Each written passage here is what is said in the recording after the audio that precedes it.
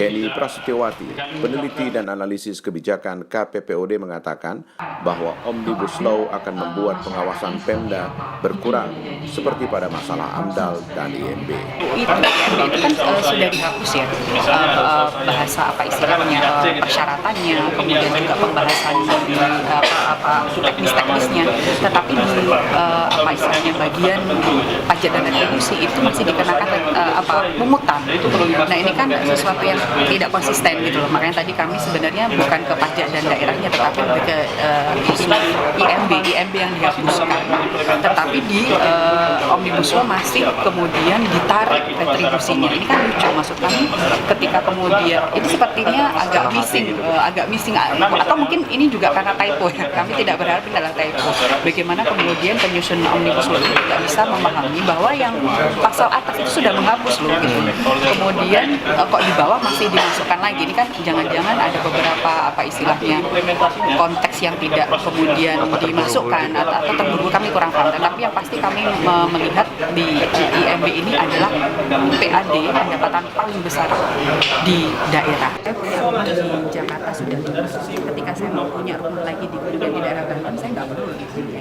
Cukup aja saya beli tanah, izin lokasi itu perumahan, ya sudah saya akan bangun. Kalau rezimnya IMB sebelumnya ini kan Anda harus punya izin lokasi, Anda harus punya izin lingkungan dulu dan sebagainya. Kalau misalnya di Omnibus Law ketika IMB ya pokoknya Mbak punya standar teknis bangunan, udahlah kami loloskan. Mau bangun rumah silahkan. Peruntukannya nanti bahasannya sendiri rumah, tetapi ternyata untuk kos-kosan ya, atau mungkin untuk saya nggak apa-apa gitu. Itu yang sebenarnya dikhawatirkan oleh pemerintah daerah.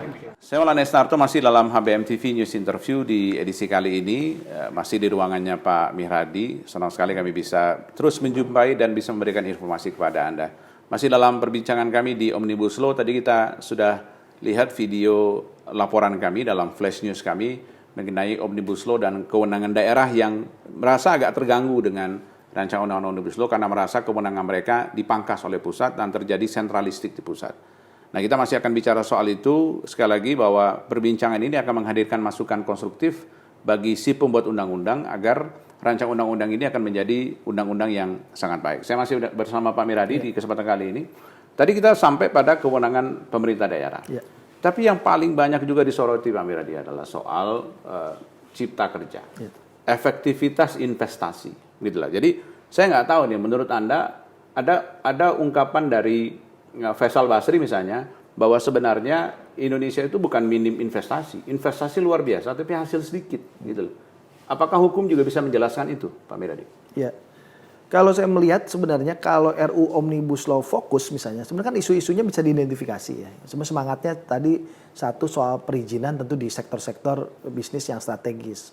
Yang kedua soal ketenaga kerjaan. Ya. Nah, ini menjadi bias ketika RU Omnibus Law ini cerita banyak hal. Cerita banyak hal, mengatur banyak hal.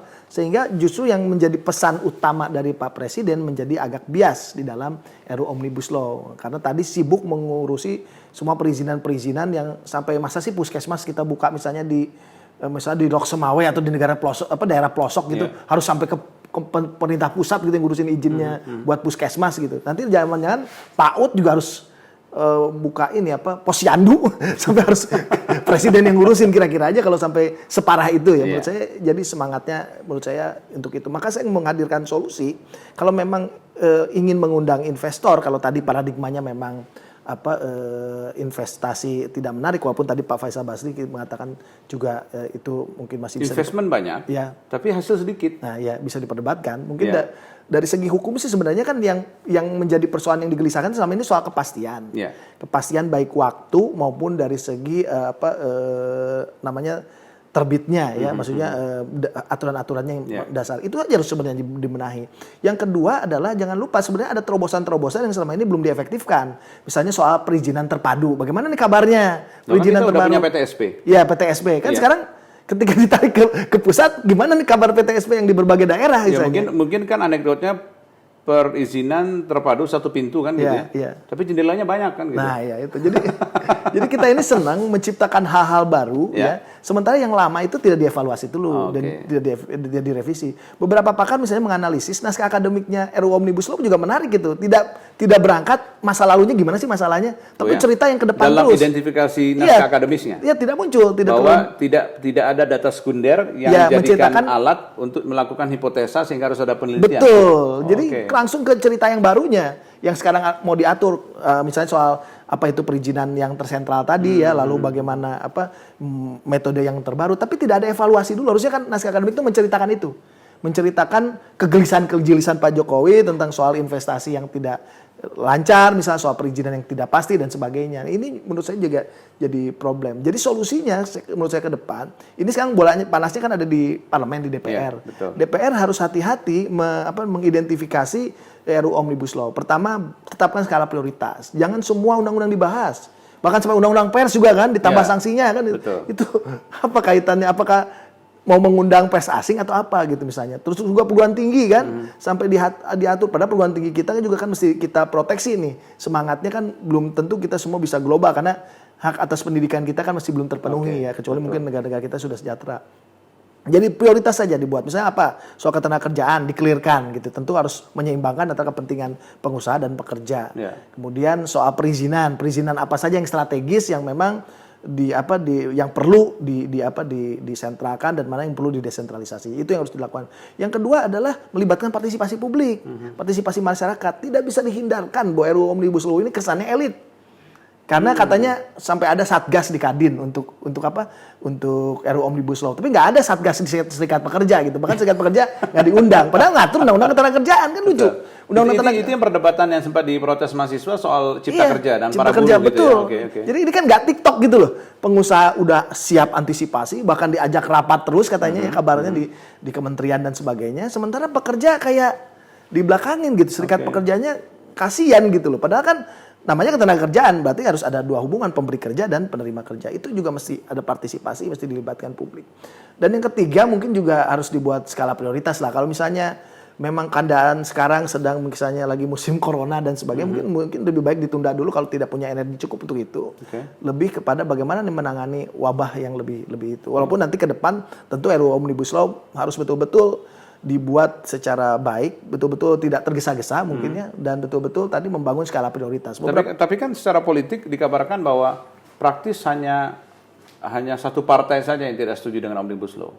Hampir seluruh partai setuju dengan rancangan undang-undang Omnibus Law. Menurut Anda bahwa ketika kondisinya begitu, apakah artinya bahwa ada hukum politik yang harus kita baca juga soal Omnibus Law bukanlah lagi soal investasi secara konstitusi, tapi ini ada investasi politik di dalamnya, menurut Anda, Pak Miradi?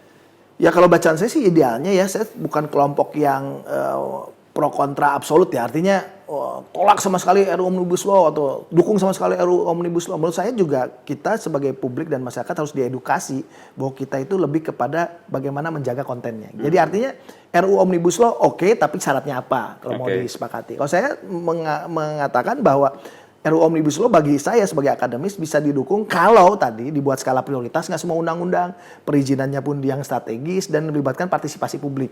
Kalau tiga hal itu tidak dipenuhi, tentu masyarakat mempunyai hak untuk menolak dan untuk berbeda pendapat dan pandangan dengan parlemen. Nah, parlemen itu sendiri menurut saya harusnya kalau dia memang wakil rakyat ya melalui pemilu, dia harus dengar suara konstituennya. Kalau dia tidak didengar, maka dia akan mengalami krisis legitimasi ya, dan mungkin ini akan berdampak lebih lanjut. Saya merasa bahwa masyarakat, pemerintah dan semua lapisan termasuk parlemen harus punya kedewasaan politik lah. Artinya kita harus bersifat preventif karena melibatkan partisipasi publik jauh lebih bermanfaat daripada kita memaksakan kehendak baik dari segi parlemen maupun dari segi pemerintah. Bukankah negara ini ada, negara ini eksis, konstitusi ini eksis karena ada kesepakatan semua pihak untuk sama-sama didengarkan suaranya. Kalau Anda sebagai akademisi punya prediksi nggak, Pak Miradi? Apabila memang draft yang sekarang menjadi perdebatan tetap disahkan nanti sebagai perundang-undangan, apa yang terjadi?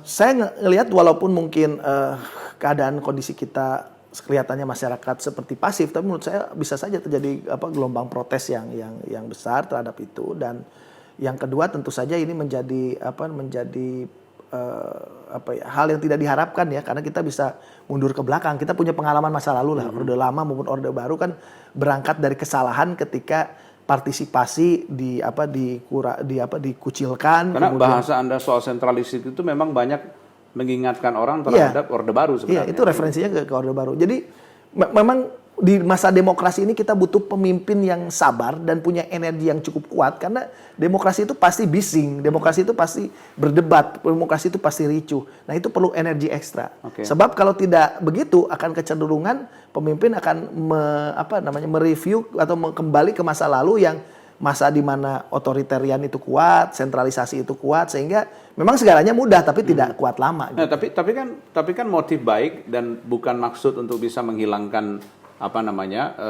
sharing power di daerah kan gitu ya, akan sangat fatal apabila faktor apa yang masuk ke dalam omnibus itu sendiri gitu. Karena kan jangan sampai bahwa perundang-undangan itu kadang-kadang bagus sekali secara tulisan, tapi ketika dia implementasikan menjadi agak bingung karena kok jadi gini gitu ya. Itu menurut Anda apakah juga akan terjadi pada omnibus apabila memang tidak dilakukan perbaikan sana sini dan mempersempit hal yang diatur gitu?